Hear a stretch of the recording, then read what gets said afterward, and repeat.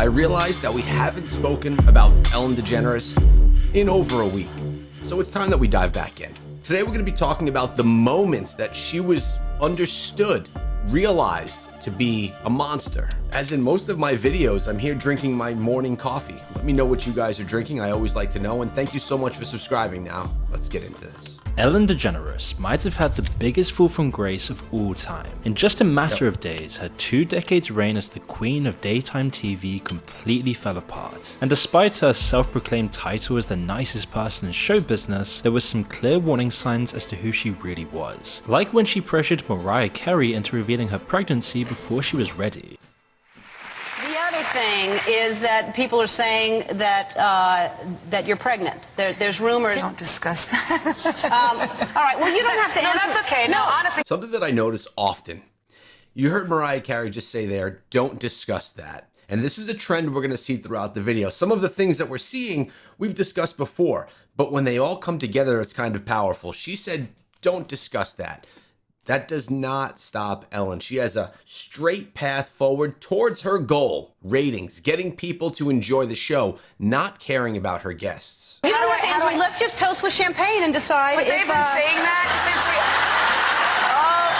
The moment came all the way back in 2008, 12 years before the truth about Ellen would really come out. Mariah, like countless celebrities before her, had come onto the daytime talk show expecting some easy questions and some wholesome fun. But instead, halfway through the interview, Ellen ambushed her with questions about rumors that she was pregnant. While the audience were laughing along at the time, it's clear now just how uncomfortable this really was. I can have some champagne. It's just fattening. So, you can't have champagne? That's not champagne because you can't. No, it have is. Is it really? Yeah. You want to taste it? I can't believe you did this to me, Ellen. What?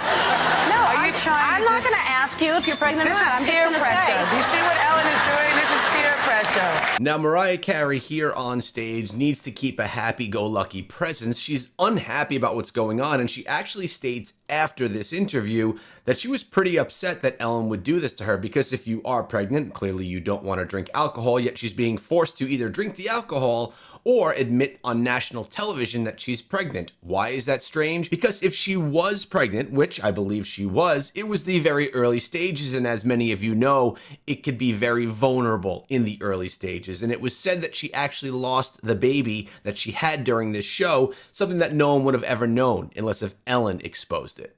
Let's toast to you not being pregnant. If you're not pregnant, then we should. My goodness.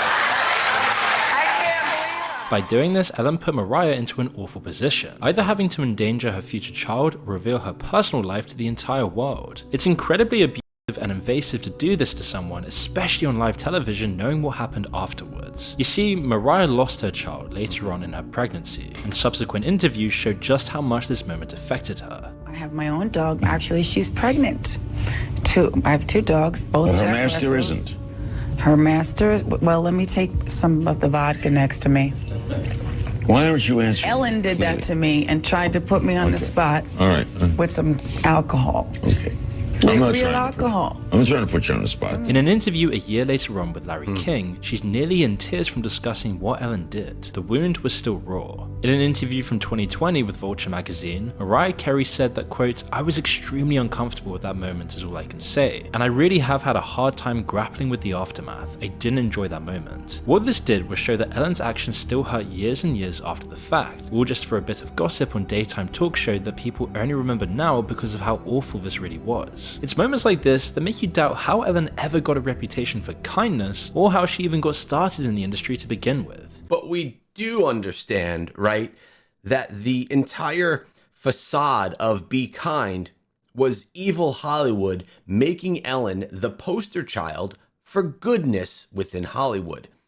She was never a Be Kind person. That was a complete front, a cover-up for all the things that go on inside of Hollywood. She was the person to make everyone ignore it, until everyone figured it out. In truth, it was a rocky road at first. Ellen began her career and ended it recently as a comedian. For years she had great success, working her way up from comedy clubs into the mainstream. This gave her parts in films and eventually her very own self-titled sitcom. But in 1997, at the height of the show's popularity, she came out to the world. This was one of the first times this had ever happened with such a big star. And while her bravery was praised by the show business world, it also either caused or coincided with a sharp drop in the show's popularity. It was cancelled just one season later. An attempt at a different sitcom didn't work either, and for a few years, Ellen slowly faded out of the public eye.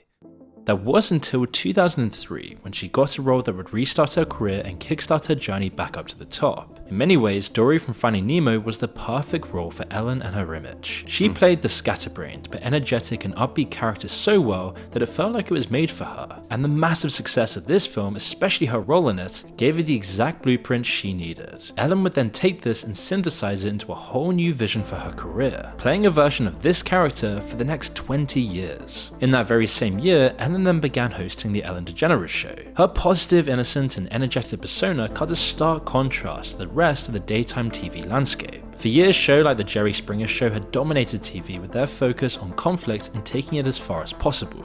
But Ellen was seemingly different, with people describing her interviewing style as like talking to an innocent, overexcited 12-year-old, as it gave this impression of a wholesome, harmless show that was easily digested by the masses. At least that's how it initially looks, until you really get to see, one, who her guests are and how she interacts with those guests, and two, how she pries into people's lives, putting some talent, some actors, actresses, musicians into tears on the set because of how intrusive she is. But as we find out later on, it was all just a performance. Even before the truth finally came out though, there were a whole lot of hints coming up to this. You see, Mariah wasn't the only celebrity to have negative experiences on The Ellen Show.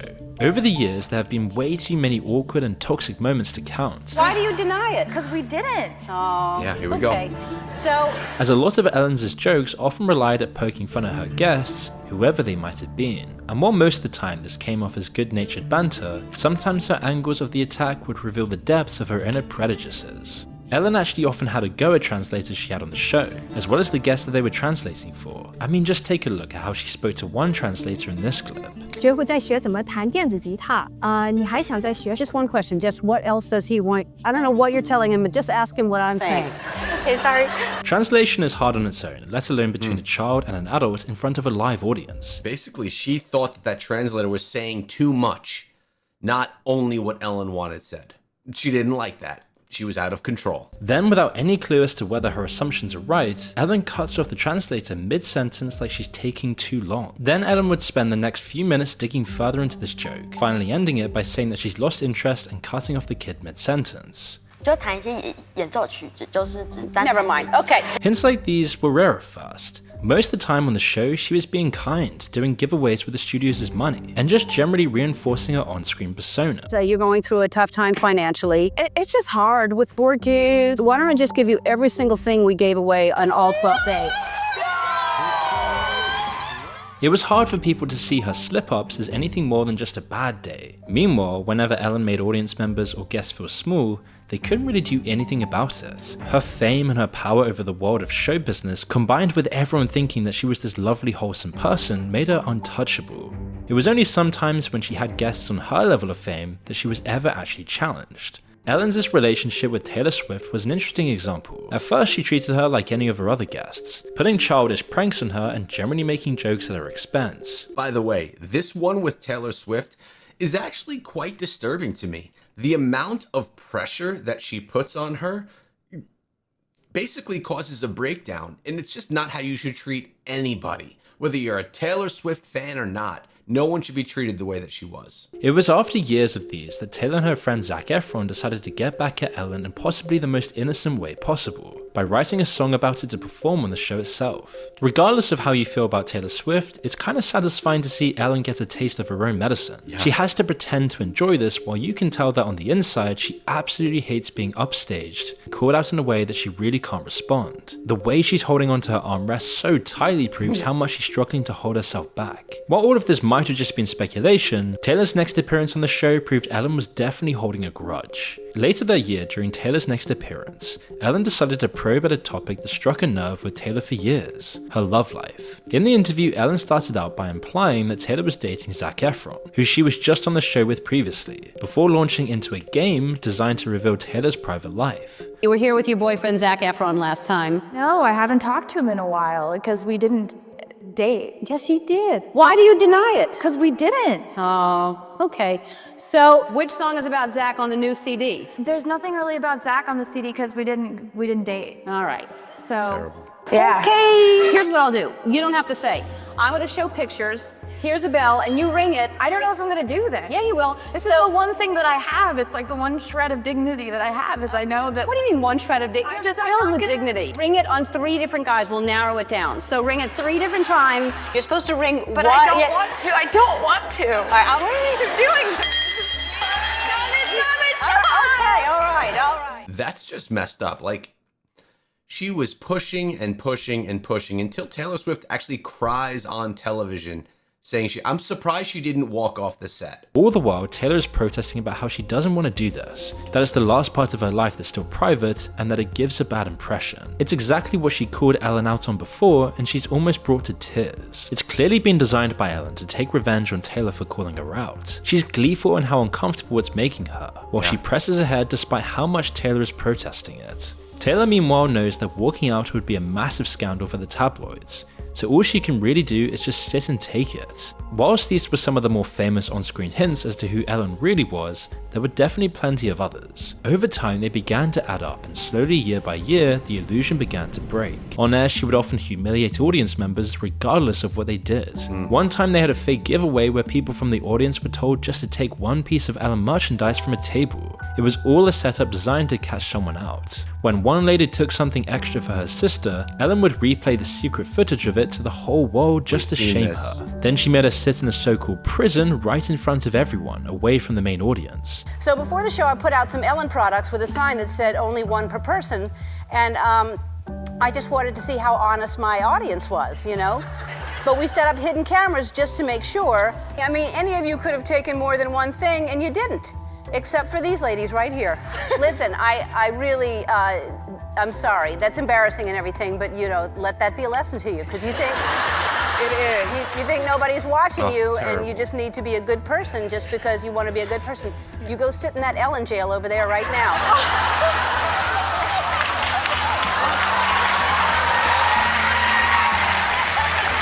This is humiliating. Could you imagine? And all this woman can do is laugh it off. Now, yeah, she should have only taken 1. I get it. But to be humiliated on live TV, it's too far.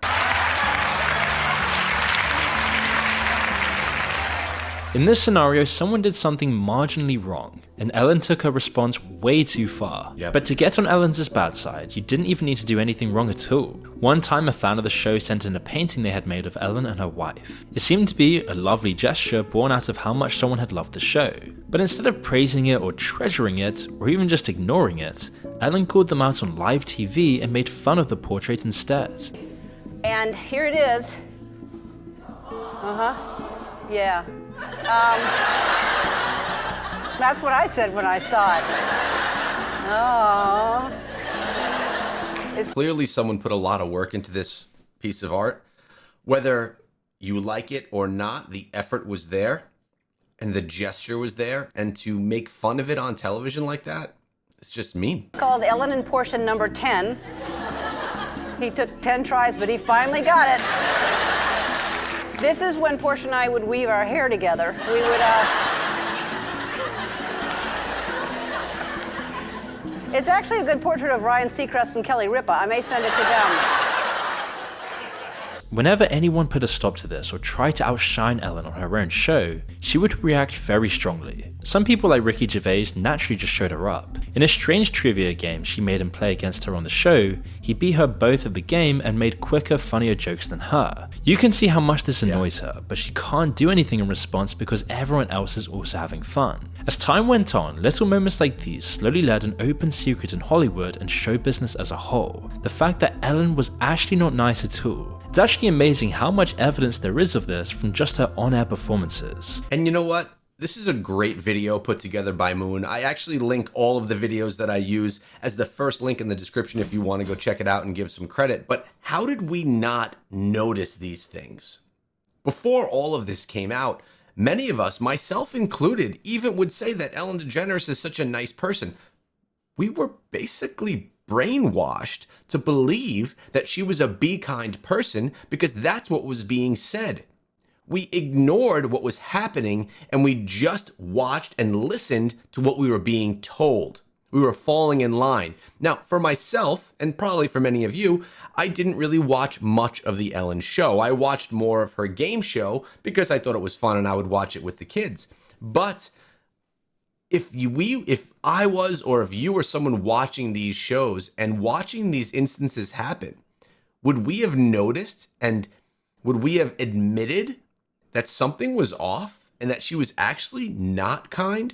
Or were we being programmed by television, by the Ellen show and Ellen herself, that she was a good person because we kept being fed that same tagline? In the later part of the 2010s, things only got so much worse for Ellen. While on the surface the show did seem to still perform well, it wasn't where it once was. Years and years of keeping up this character had clearly drained Ellen. She stopped at iconic dancing, brought in guest hosts, recycled content, and just generally put up far less effort into the whole thing. Meanwhile, her ability to keep up the persona had begun to fall apart. Mean-spirited jabs that used to be well hidden started backfiring, and one went viral, and did major damage to Ellen's reputation, which was already beginning to fall apart at the seams. It also showed the laziness that had taken over the show as well as Ellen's severely overinflated ego, and you can see how much it troubles her as it unfolds. She knows she just got caught completely red-handed, especially as she pulled exactly the same trick last year. By the time 2020 rolled around, Ellen's show was truly on its last legs. When lockdown came, it only upended things even more. Ellen's show couldn't continue as it had. I mean, you can't really sit down with people every day and have a live audience when everyone's in quarantine.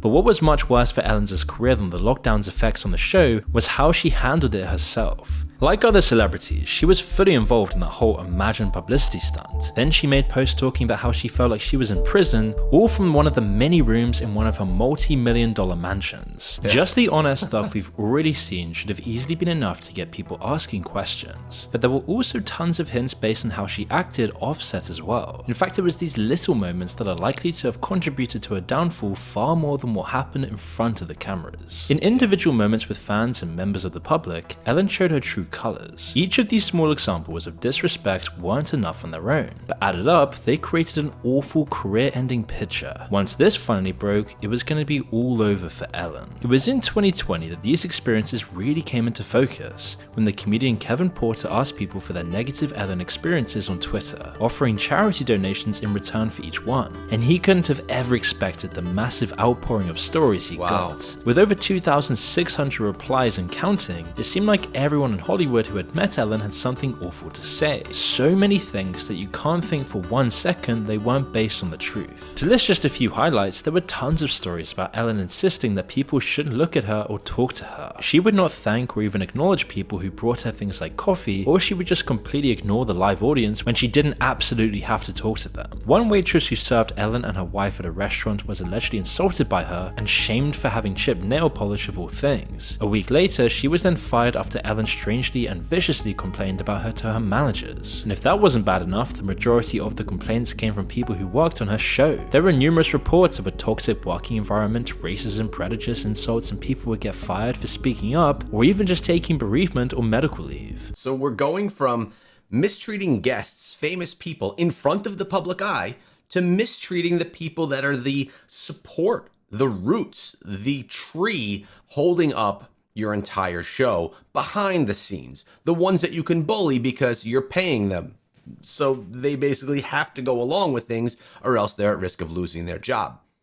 It was done everywhere in her life. This all got the ball rolling, and from just one Twitter thread, the open secret was no longer taboo. A few months later, BuzzFeed then released information from the first formal investigation of the show. It included far more detail and tons more allegations against the show and Ellen herself. While the reputation of niceness that Ellen had built insulated her for years, it backfired spectacularly once the truth became publicly known. Deprived of the very selling points and idea behind her show and her persona, she was forced to retire. After the allegations, the show carried on for one more tired season. Then it was cancelled, never to return. Now it's worth asking how this could have gone on for so long in the first place though. Fame and power obviously give people their own protection, but it's still a testament to the rot within Hollywood and show business that this could ever happen. Ellen built an entire brand on being kind and open while undermining people, being rude to people, and treating them like trash the whole time. And it's not even just her, people like James Corden have also had similar allegations. But all of this makes her recent Netflix special all the more insulting, where she still plays the victim and acts like all of this was just overblown. However, these are the same techniques that kept her on the top. Celebrities that came onto the show only to get insulted or humiliated, they couldn't speak out. They're forced to appear on these shows most of the time anyway to just promote their movies or music. Then they have to endure whatever happens just to get some publicity. Ellen took advantage of this power imbalance. If they spoke up without enough proof, then they would be risking their own careers and reputation within the entire industry. Audience members and less famous guests were in the exact same position, only they wouldn't even be heard if they spoke up anyway. Lastly, there were the people working for her who were completely at her mercy. They didn't have any choice at all. Their whole livelihoods depended on staying on Ellen's good side or flying under her radar. It's this popularity contest and these social pressures that enabled someone like Ellen to have so much power and fame in the first place. What's more, Ellen used her immense wealth and fame to become a house flipper for celebrities, and this gave her even more influence in Hollywood circles, perpetuating her career in spite of how awful she treated everyone. This is how she spends her time now. Most recently, she bought yet another mansion in the British countryside, along with a ton of other multi-millionaire celebrities. While she might have lost her show, both Ellen and the forces that created her are still deeply embedded in modern Hollywood. Instead of being a cautionary tale, her story tells us that you can do pretty much anything you like as long as you have enough fame and power. When such a rotten apple can be declared as the sweetest of the bunch, you know there's a much bigger problem at play. And this doesn't even dive into the dirty Hollywood, the really evil things that she did, not to her guests, not to her staff, but to innocent people in the real world. Things relating to evil Hollywood and to the Epstein files. I dive deep into Ellen DeGeneres videos throughout my time on this channel, and you could check out a bunch of them over here. I'll see you guys over there.